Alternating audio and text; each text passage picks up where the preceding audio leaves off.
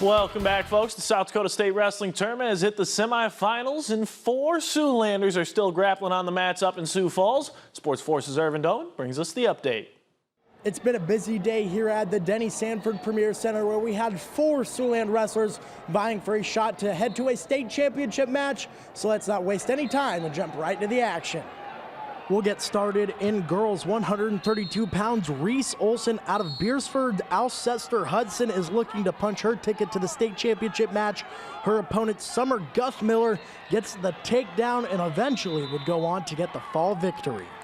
Now up in girls 165 pounds, Gia Miller out of Viborg. Hurley Irene Wakanda is looking to get back to the state championship match. She gets a huge takedown in the first period and would cap off the match with a fall victory.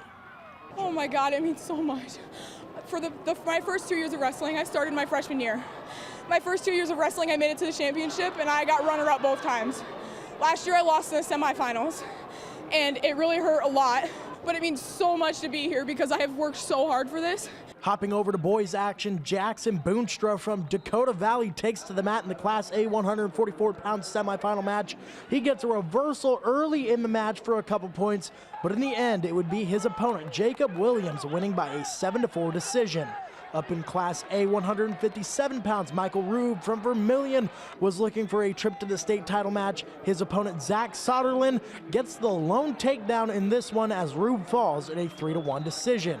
Championship matches start tomorrow at 1 o'clock in the afternoon. In Sioux Falls, South Dakota, Irvin Doman, KTIV Sports Force.